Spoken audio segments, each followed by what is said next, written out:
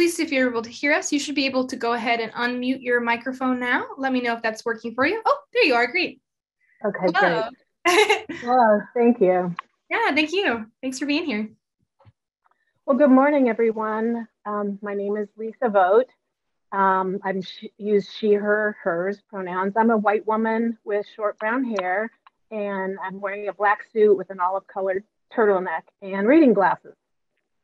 I'm a staff Braille and Typewell transcriber here at The Ohio State University. Work for the Office of Student Life Disability Services. My email is vote.142@osu.edu.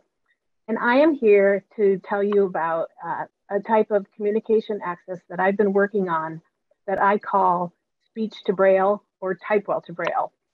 And I'll tell you about that. But first, before I get into that, I want to tell you a little bit about my journey. Share my screen.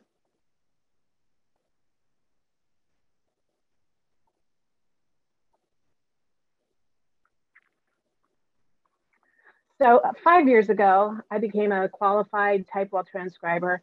And in July of that year, I was hired in that capacity here. So what is Typewell? It's a transcribing, or some people know it as captioning software. This very event is being captioned.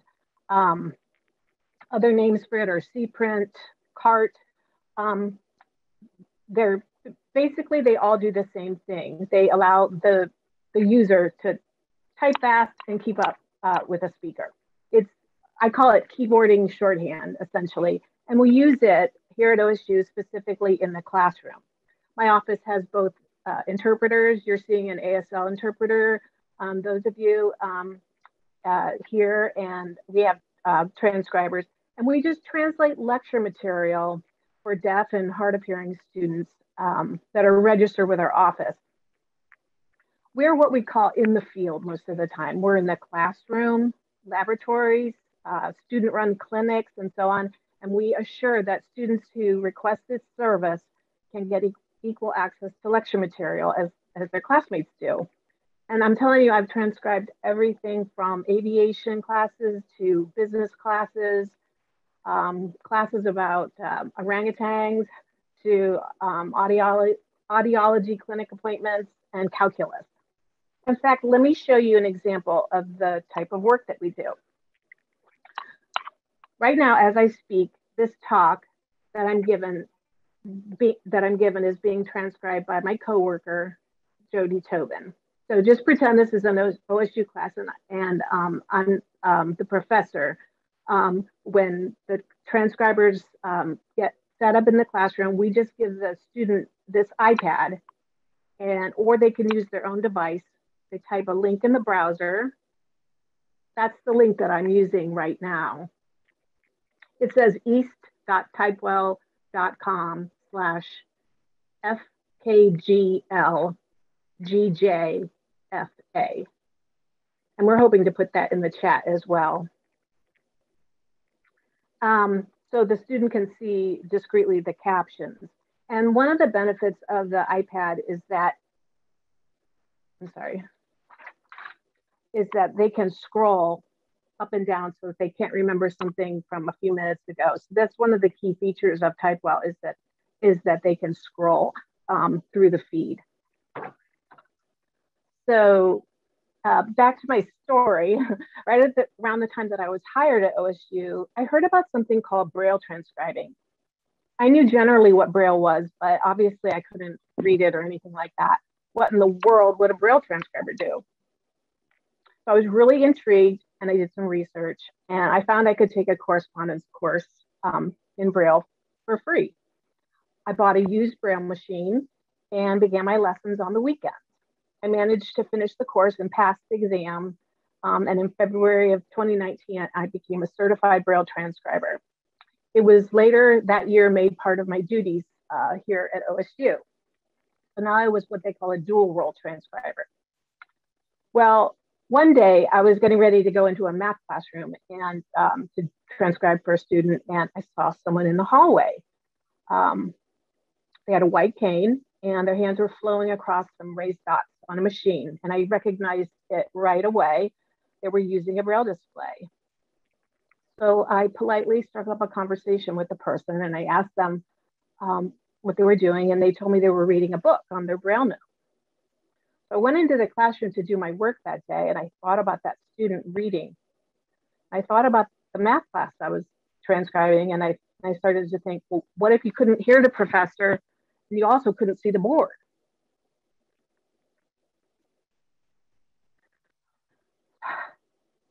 How would you have access to the material? So on the screen here, you see the potential problem here. You have an instructor on the left lecturing, you have a service provider, and you have a student. Well, if the student can't see, the iPad is not going to help them. There's just so many things, you know, how would they see what a normal distribution curve looked like, or a sine curve? How would they be able to get the essence of the beautiful pictures that we're going to be seeing today?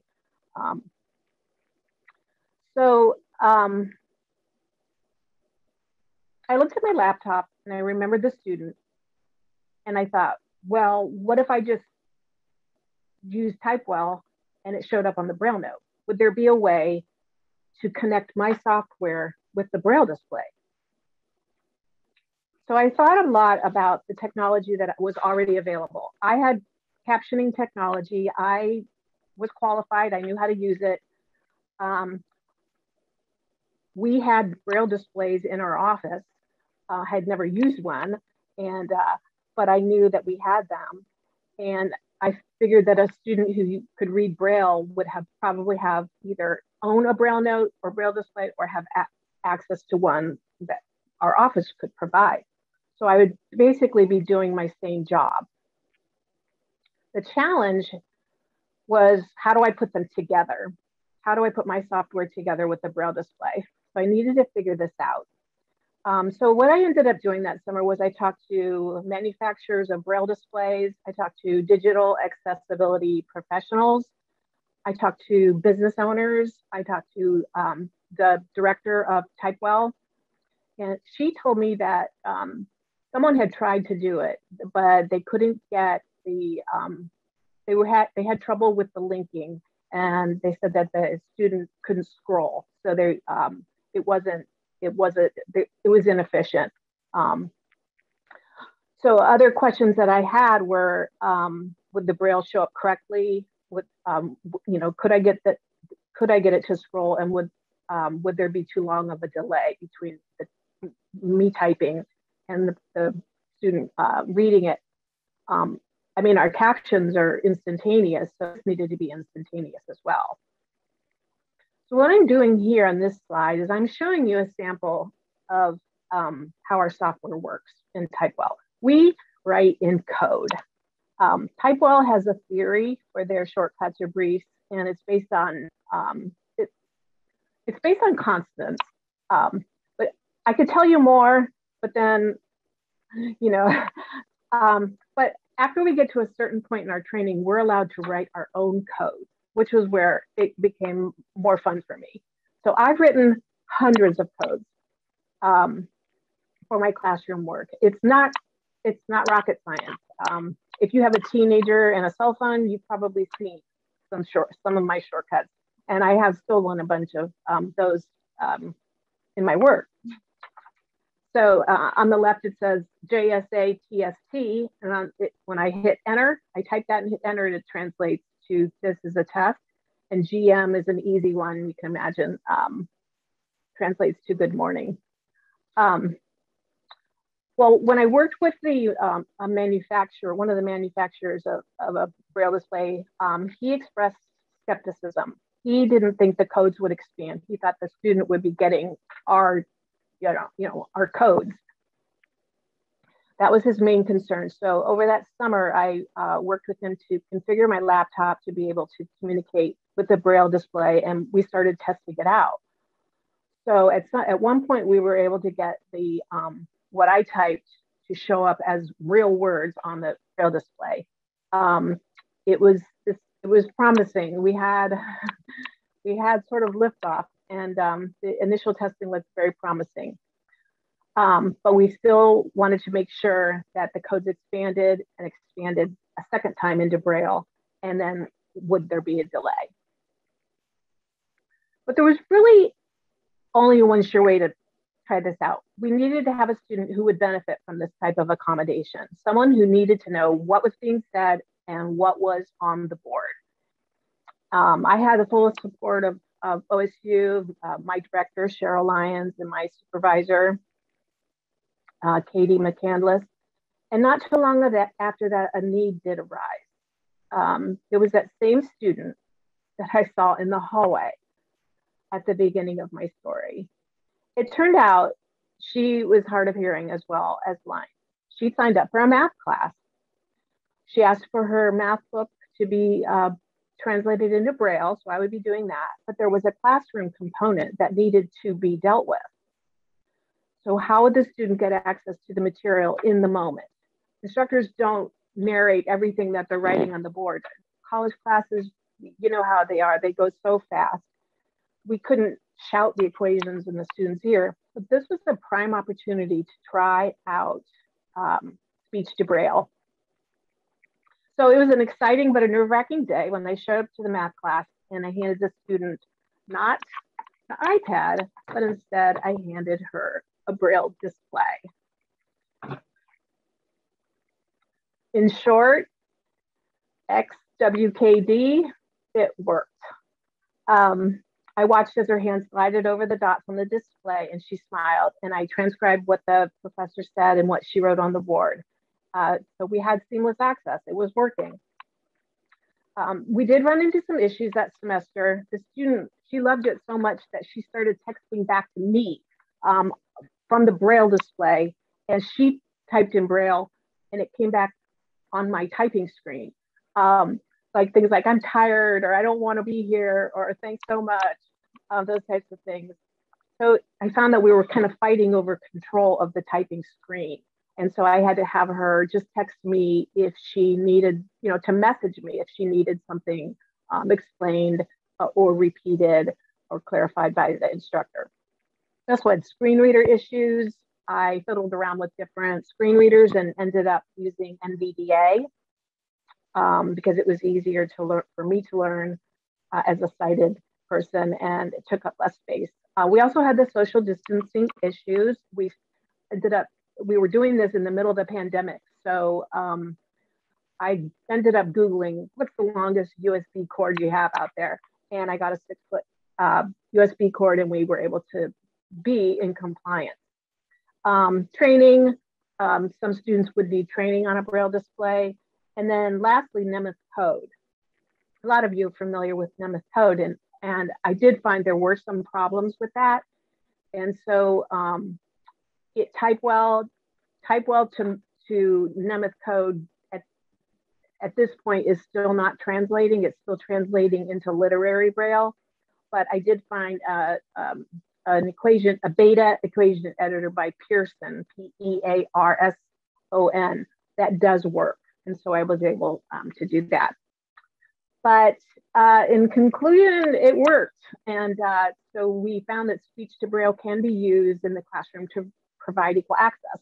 I feel the implications for this are pretty much unlimited. Any kind of classroom environment where a Braille user could benefit from transcribing in real time, this would work. As you know, math and science are visual, and the pace is so fast that this accommodation would serve students very well and smoothly. But in the end, my job never changed. It remained the same, to provide access to classroom material to a student registered with our office for an accommodation. The only thing that changed was the way they received it.